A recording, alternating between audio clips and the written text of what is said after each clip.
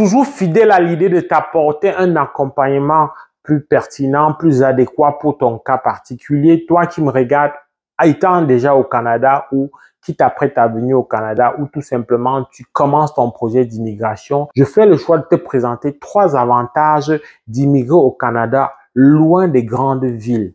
Alors, le premier avantage direct, immédiat, c'est sur le plan économique.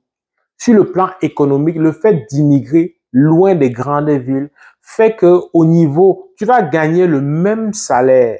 C'est-à-dire que pour un emploi à niveau égal, ben, tu vas avoir le même salaire. Par contre, au niveau voilà, du coût de la vie, au niveau de certaines facilités sur place là, tu vas être plus à l'aise. Quand je dis économique, c'est au niveau, par exemple, du loyer.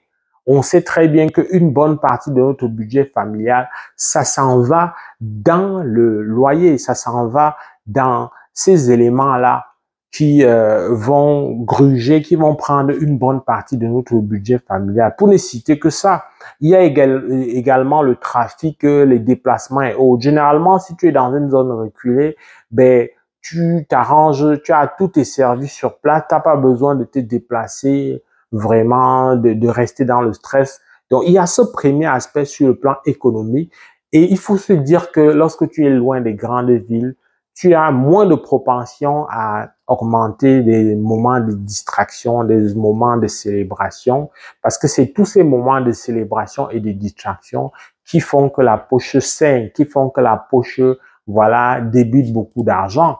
Mais idéalement, comme je t'ai dit, et pour terminer pour le volet économique, très vite, tu auras une maison, que ce soit un appartement ou une maison que tu veux, tu auras ça à des coûts raisonnables et très vite, tu pourras offrir à ta famille et toi-même, voilà, un cadre plutôt intéressant.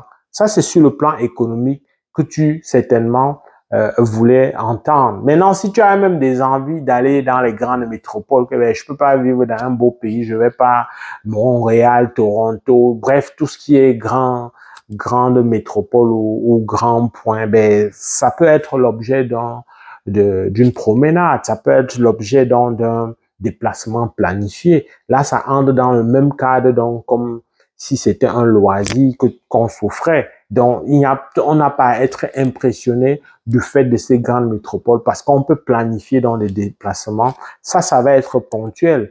Ce n'est pas s'installer tout de suite dans cette grande métropole où, au niveau de la taxe foncière, la taxe scolaire, tous ces éléments-là, les prix vont tenir compte du lieu d'habitation. Donc, quand tout le monde veut aller dans les grandes métropoles, ça vient avec un prix. Mais je ne pense pas que toi, quand tu quittais pour venir, ça faisait partie des éléments qui entraient dans la balance. Oui, il y en a qui y vont parce que ils ne sont pas à l'aise de s'éloigner de leur communauté. Je ne suis pas là pour juger, mais c'est sûr que si c'est ça ton argument, je dirais que de plus en plus, on va voir des gens qui ont anticipé et qui réfléchissent tous de la même façon. Et donc, dans ces villes reculées, là, tu vas souvent trouver les gens de la communauté. Et ce n'est pas souvent la quantité qui compte. Si tu trouves les gens de la communauté, même s'ils sont restreints, vous pouvez entretenir plutôt de très belles relations. Des relations où l'hypocrisie ou la fausse amitié ne va pas prendre le dessus et tu vas te rendre compte quand il se fera tard. Donc, très clairement, voilà un gros avantage donc, de vivre loin des grandes villes. Le deuxième avantage, j'aurais pu commencer par là, c'est au niveau de la sécurité. Malheureusement, de plus en plus, dans les grandes métropoles, c'est là où on va entendre des coups de fusil, c'est là où on va entendre dans les vols, les voitures qui ont été brisées. Personnellement, j'ai été victime d'un pot de phare difficile à chercher. Il fallait attendre plusieurs semaines que ça vienne des États-Unis. Donc, du coup, je roulais carrément avec une voiture de courtoisie de l'assureur.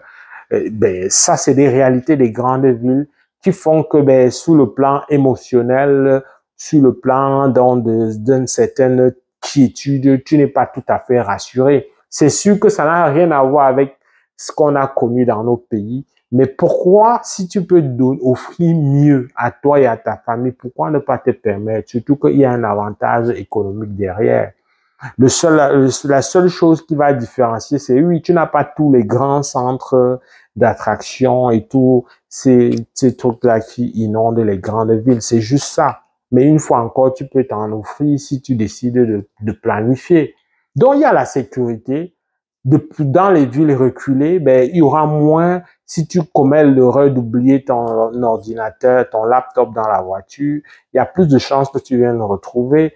Il y a plus de chances que si tu n'as pas fermé ta porte avant de dormir, que tu aies moins de problèmes. Il y a moins de chances que tes enfants soient agressés, etc. Oui, ça vient avec son lot pour être transparent de discrimination, notamment raciale, mais c'est sûr que tu retrouves ça partout, autant dans les grandes métropoles que dans les petites. Et dans un contexte où on veut vraiment promouvoir l'immigration vers les villes reculées, ben, les pouvoirs publics prennent conscience de ces enjeux et les attaquent donc de main ferme pour faire en sorte d'éliminer ces éléments-là ou de les restreindre à leur petite portion pour que ça n'ait pas un impact majeur dans ce qui peut constituer un attrait vers ces villes éloignées. Alors, je termine par le dernier élément. Il est dernier dans ma liste, mais il n'est pas moins important que les autres. On s'entend que si tu immigres avec ta famille, c'est parce que vous voulez vous offrir ce qu'on appelle bonheur tout court. C'est vrai que j'ai parlé d'argent au début, j'ai parlé de sécurité, mais tout ça concourt au bonheur. Et le premier indice de bonheur, ben, c'est au niveau de la stabilité familiale.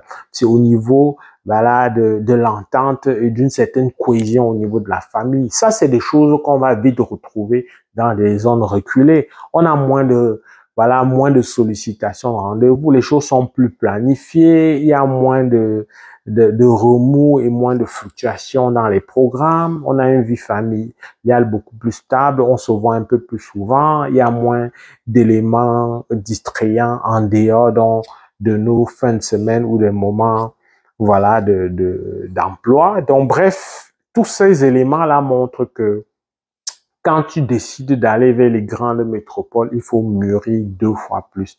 Et je termine en te disant que l'immigration vers les petites métropoles est loin des grandes villes.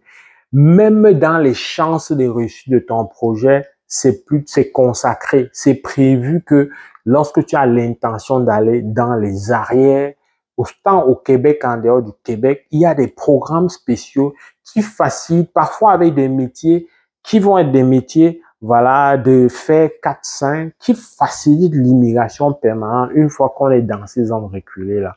Donc, c'est hautement stratégique même pour toi qui peut-être n'a pas beaucoup d'atouts qu'un autre profil pour pouvoir immigrer. Alors, si dans tout ce mélange-là, tu as de la misère, mais n'hésite pas de nous contacter. C'est avec beaucoup de plaisir que je vais t'accompagner et te donner et partager avec toi les éléments qui vont vraiment te faciliter la prise de décision. J'espère que tu as aimé la vidéo. Si c'est le cas, like. Avec beaucoup de plaisir, je vais te retrouver dans le cadre d'une prochaine vidéo. Porte-toi bien.